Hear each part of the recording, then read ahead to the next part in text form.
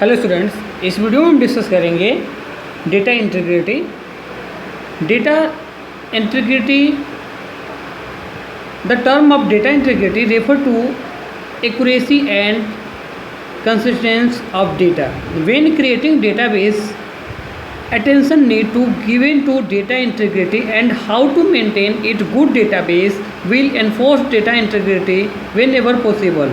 For example, a user could accidentally try to enter a phone number into a data field. If the system enforce data integrity, it will prevent the user from making these mistakes. Maintaining data integrity means making sure the data remains intact and unchanged throughout its entire life cycle.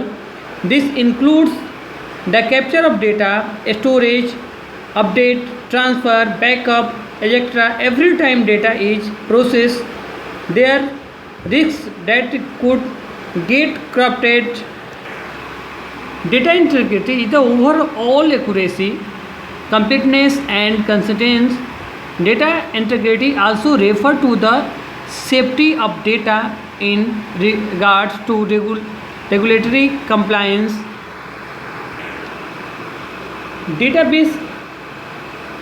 Data integrity, database management system में data का accurate तथा data integrity में डुप्लीकेटनेस नहीं होना चाहिए। इसका मतलब ये है कि डेटा कंसिस्टेंस होनी चाहिए जिससे डेटा का कोई लॉस ना हो और डेटा की इंटीग्रिटी बनी रहनी चाहिए।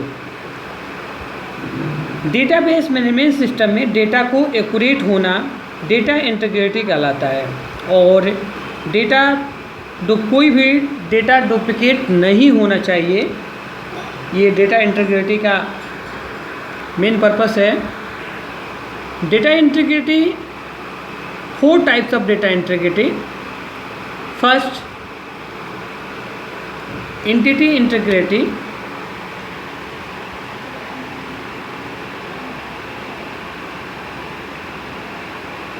सेकंड है रेफरेंशियल इंटीग्रिटी।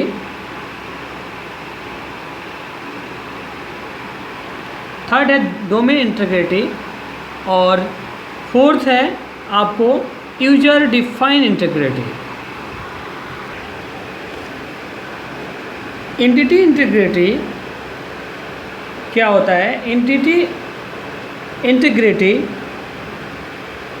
में कुछ नियम होते हैं जो कि प्रत्येक टेबल में अपनी एक प्राइमरी की होती है और प्रत्येक प्राइमरी की एक यूनिक होता है और इसमें नल वैल्यू नहीं होता है।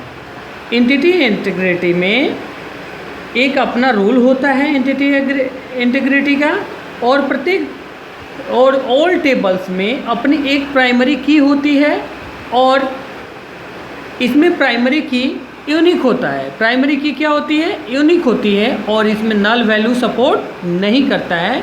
ये होता है entity integrity. Define each row to be unique within its table. Number 2 row can be the same. To achieve this primary key, the primary key field contains a unique identifier.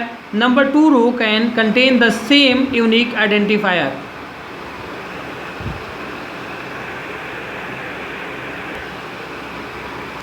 Second integrity होता है referential integrity.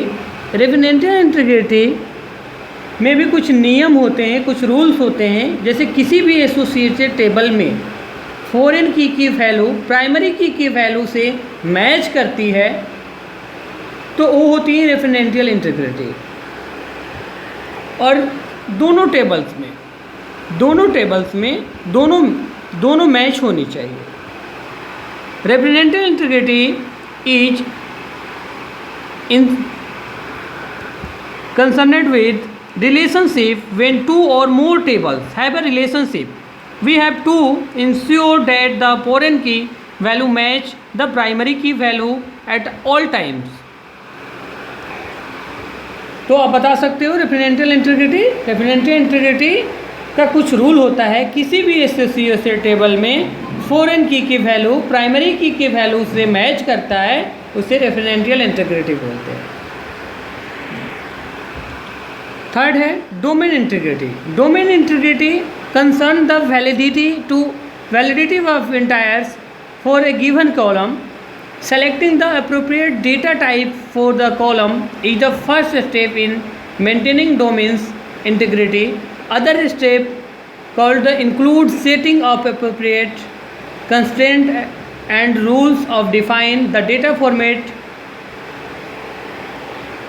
and or restricting the range of possible value. Domain integrity concern the validity of entire for a given column.